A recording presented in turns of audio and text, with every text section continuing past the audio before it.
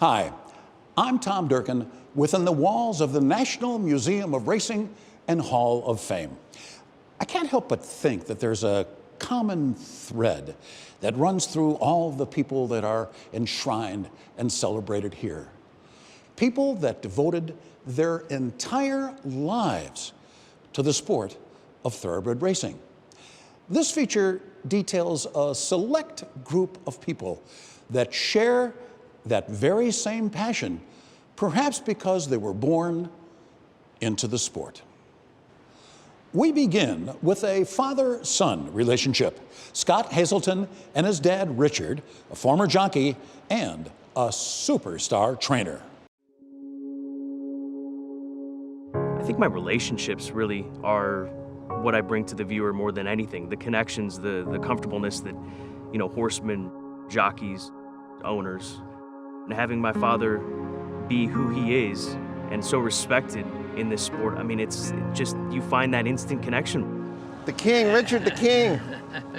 How are you, buddy? Good. It's been a while. I'd heard all the stories about him, and I remember going up to Turf Paradise once, and I saw him in the paddock, but I was too scared to go up and introduce myself. I said, man, I'd like to, if I could get at that level. This is in Tijuana? Yeah. Look at that.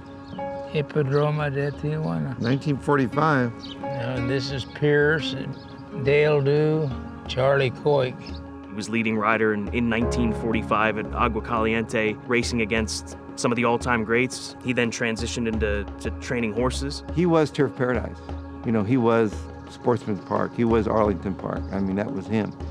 I didn't really realize how great of a horse race trainer he truly was and how respected he was in the game, and I didn't realize it because he was dad to me. This was his job and he was dad, and I think when you're young you don't make that connection. I tell people, you don't know this guy, he should be in the Hall of Fame.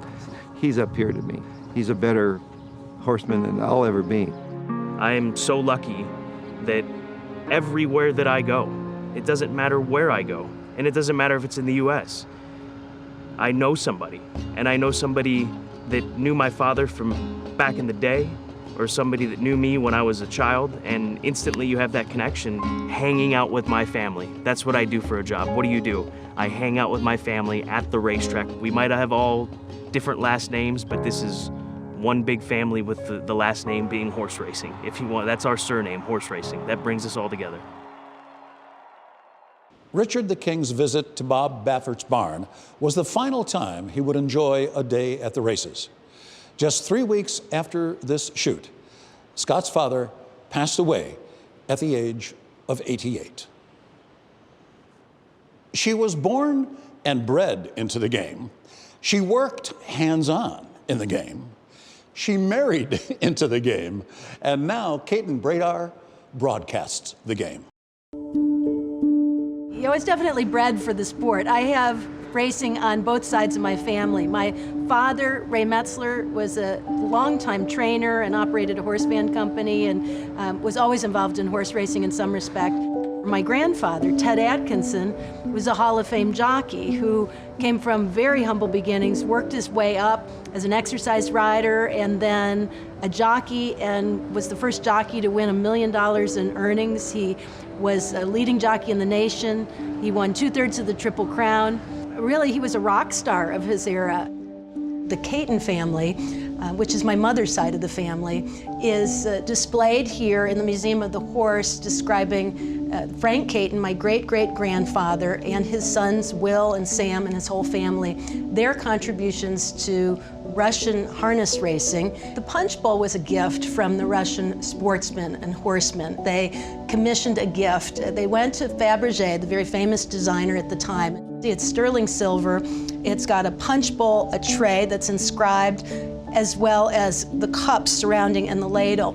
And the significance or the meaning, according to Fabergé, was that the Russian horsemen were the cups, and Frank Katyn, my great-great-grandfather, and his family were the bowl, and the knowledge sat inside the bowl and was scooped out of the bowl and ladled into the punch cup surrounding. We met in the summer of 1987 at Arlington Park. I'm a jockey agent right now. I've been doing it since January of 2010.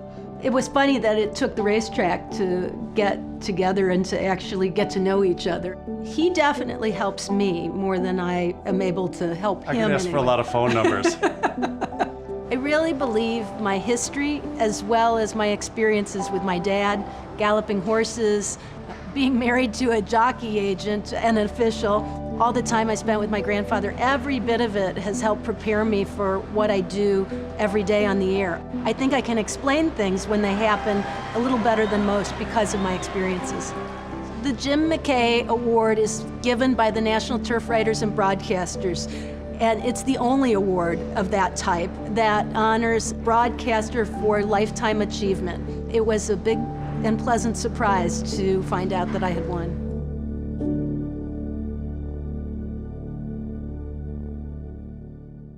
And after 30 years of broadcast excellence, it's no wonder that Katyn is an award winner. Racing can be a metaphor for life. Things are great until they're not. Growing up in England, Simon Bray's father owned thoroughbreds. In America, Simon became a Grade 1 winning trainer and respected broadcaster before he was diagnosed with a rare blood cancer that would change his life forever. My first introduction to racing was at the age of 10. I remember specifically going to the races to watch one of my dad's horses run, and that's when I became addicted to horse racing. At the age of 18, I was employed as a young, what they call pupil assistant. Had to start at the bottom, work my way up, and that's how I got started. So I worked for Bill Mott as a trainer, and I'm there through some fantastic years when he's training for Alan Paulson. And then at the end of the summer season at Del Mar, Mr. and Mrs. Paulson approached me and asked if I would like to train for them privately out here. I came with 35 horses from Mr. and Mrs. Paulson and was lucky enough to have some immediate success. Once Alan Paulson passed away, his son was in charge of the estate. The horses were removed from my care, so I went from 65 horses to 1 pony in a matter of 2 minutes. Kind of turned my life upside down. I decided to shift into broadcasting, and that merged into a full-time position at TVG nearly 15 years ago. My health issues started back in 2015. I was very active and healthy at the time, and I was working out in the gym, lifting some weights, and I bent down and my T9 vertebrae broke in 2. I chalked it up to CrossFit. It had never occurred to me that it could be something more than just a sports injury. I had a tumor, plasmacytoma, on the T9 vertebrae, and was told that it was going to be some form of cancer. They weren't sure what. I was diagnosed with multiple myeloma 4 days later. So I had 6 months of oral and injectable chemotherapy, then a stem cell transplant, and then more maintenance chemotherapy. So when I was diagnosed, 75% of my bone marrow had malignant cells in it. Thankfully, right now it's down to 0. You know, for many years I worked and worked and worked, but now my family comes first. I have the perfect work-life balance, and you know, that in part is thanks to TVG and the great family I have. I mean, my family is my #1 priority. It's my life. I've never been happier, from where I live to my family to my work right now. Everything, all those 3 things. I couldn't wish for anything better right now. Now Simon Bray uses his broadcast notoriety to raise funds and awareness to battle this little-known disease. For Gabby Gaudette, horse racing and family were inextricably intertwined. Racing was the adhesive that kept that family bond together through good times and bad. My entire family is, or at one point has been, involved in racing. Mom was my dad's wingman. Dad was the trainer. Ed was a character. Anywhere you go on the East Coast, or really anywhere in racing, somebody knows him. Having Ed as their father gave them a place in racing that is beyond belief. He helped a lot of people in the industry. He really did. When Ed got Alzheimer's, it was hard. She made a conscious decision to go to college in Maryland so she could be close to her dad. I'd be here, I'd help take care of Dad, whereas that gave my mom and my sister the ability to go into the racetrack and do their job. So I stepped back. I'm now her assistant, like I was to my husband. I do all the stuff they don't want to do. We're gonna get all the paperwork together for that. Training horses for a woman is tough. Straining a horse for a man is tough. My father always carried a wallet around and had a picture of Gabby in it. And I would always ask when I was younger, why do you only have a picture of Gabby? And he said, well, because you're always with me, but I need to show everybody else I have 2 daughters. I just always felt an ease and peace with the horses, and growing up on the farm helped with that. When I say racing is my family, it truly is. And the rough. I know when my husband, Norm, gets really, really, really nervous, it means that he actually thinks he has a chance of winning. Our legacy goes coast to coast. This was my husband's first stakes win ever as a trainer. It was his first graded stakes win, too. It's been a wild ride since the beginning, how our family has evolved. I do think that horses and racing have been the glue to our family. That's the biggest takeaway, is just at the end of the day, we love each other and we've been able to have so many positive experiences through racing. The Gaudette family remains one of Maryland's best known and respected racing families. Sons and fathers bond through shared experience. You know, you toss a football around in the backyard, you bring your son to a ball game. Well, you gotta know that Matt Carruthers had a pretty special bond with his dad, when one day his dad put his arm on his shoulder and said, "Son, who do you like in the double?"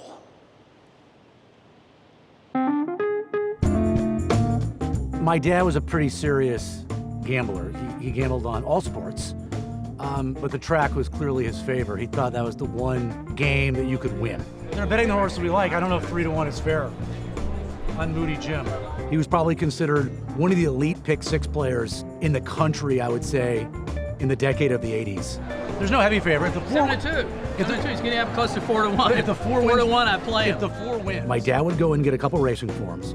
And that's back in the day when they were perforated shut. You had to kind of karate chop it like this to open it up. I was a real serious player at that point. And so, not too many people are going to have any kind of influence on me. I'm not real interested in that.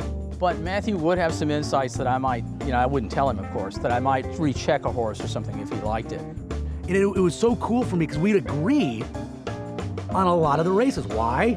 Because he taught me. It makes no sense for the ARS to be 3-1, other than I like it, so they're going to ruin the price. My wife, not only she owns horses, she breeds them. Hey, did you see that they're putting standard deviation in the tail of the cat at Monmouth? No, I didn't know that. Yeah, Ren is a really good handicapper. She loves the pedigrees.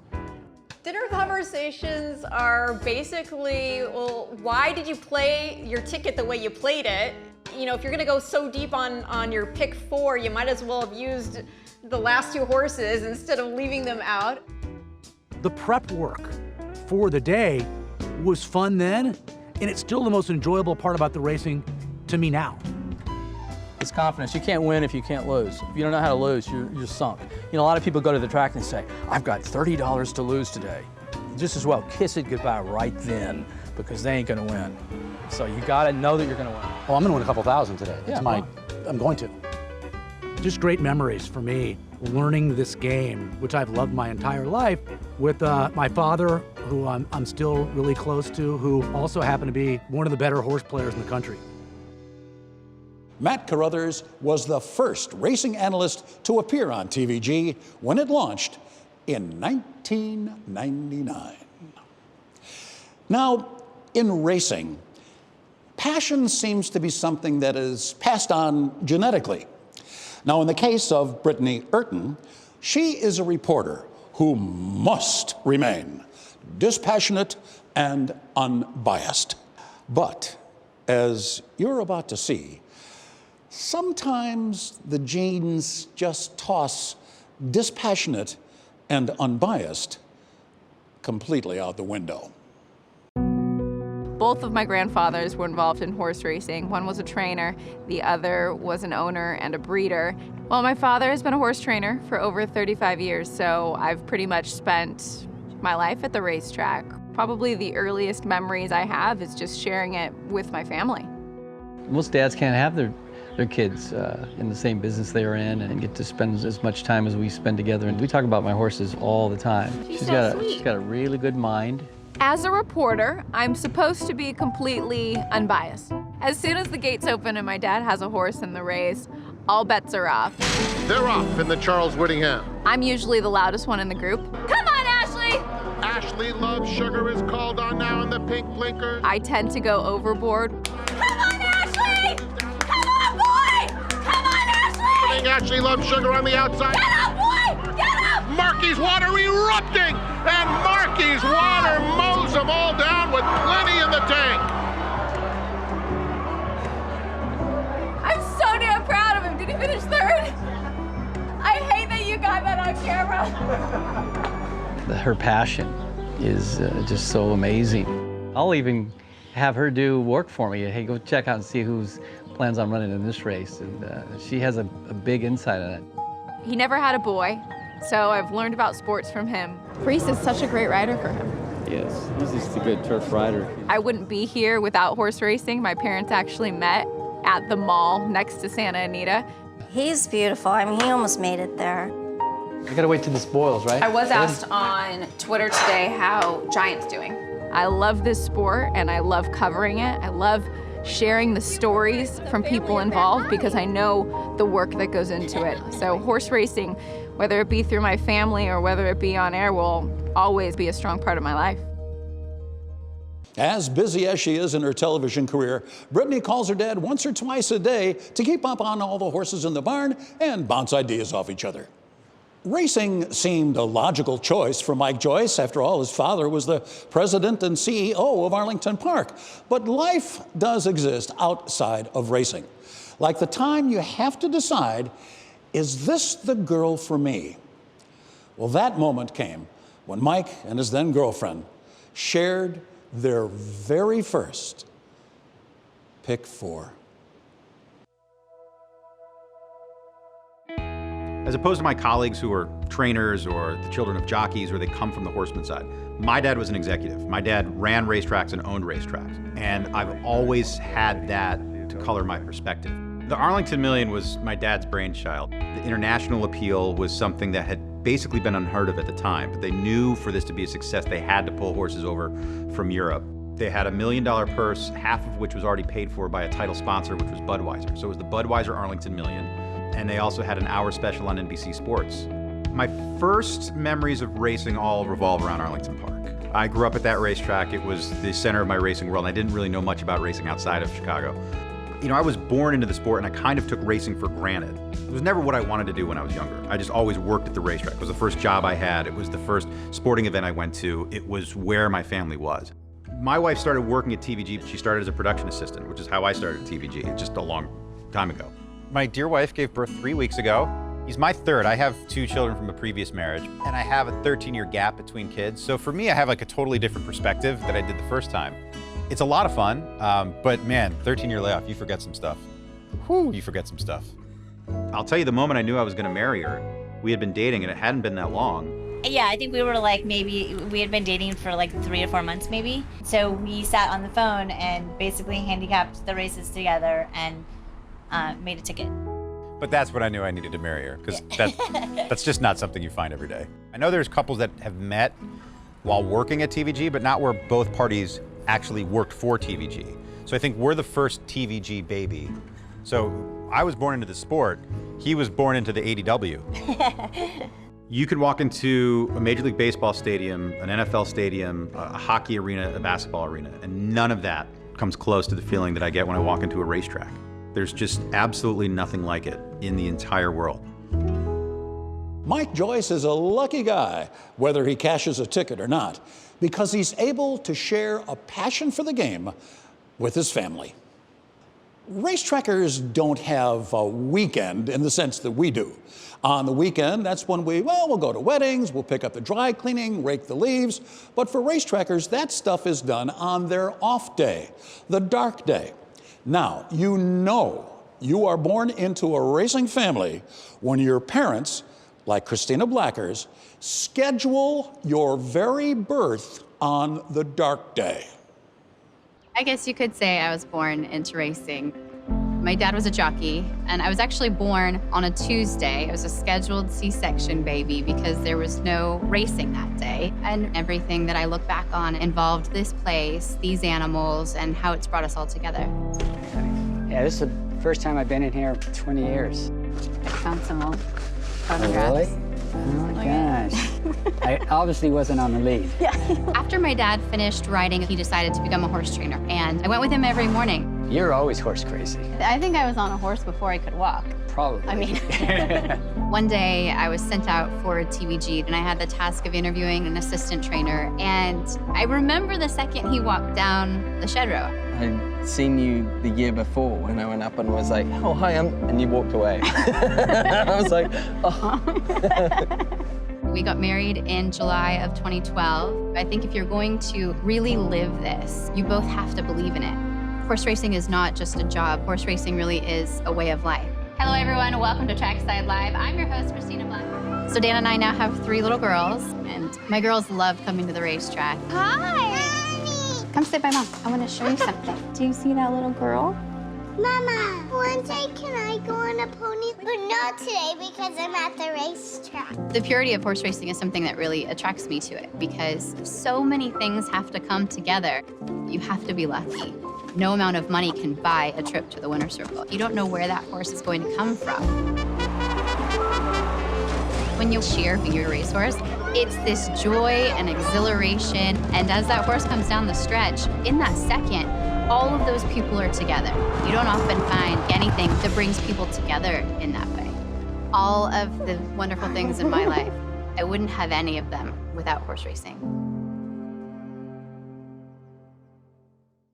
Some people are just born into the sport. Some of us are not. My father was an accountant, my mother was a telephone operator. But I'm part of the racing family. Like you, I have passion for the sport. And it's that passion that makes us members of the racing family, whether or not you were born into the sport.